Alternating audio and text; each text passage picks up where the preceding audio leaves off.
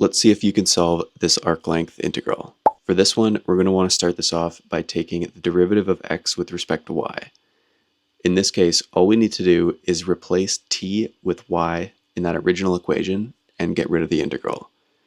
To see how this works, let's imagine that we have a simpler example here. Let's say that x is just the integral from 0 to y of 4t plus 3.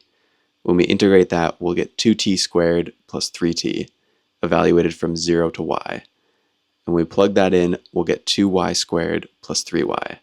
Then if we take the derivative of that with respect to y, we'll get 4y plus 3. So that's the same thing as we started with in the integrand, except t is replaced with y. Okay, now let's go back to our example.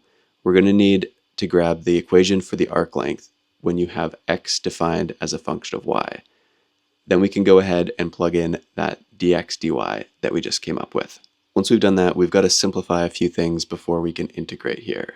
So we've got the square root of something all squared, so that will cancel out, and we'll have underneath that square root 1 plus secant to the 4y minus 1.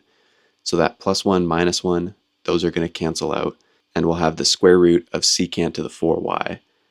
Once we simplify that, we'll have secant squared y. Now when we go and integrate that, secant squared, that's just tan. Then we can plug in our points negative pi over 4 and pi over 4. Tan of pi over 4, that's going to give us positive 1, and tan of negative 4 is going to give us negative 1. And we'll get our final answer of 2.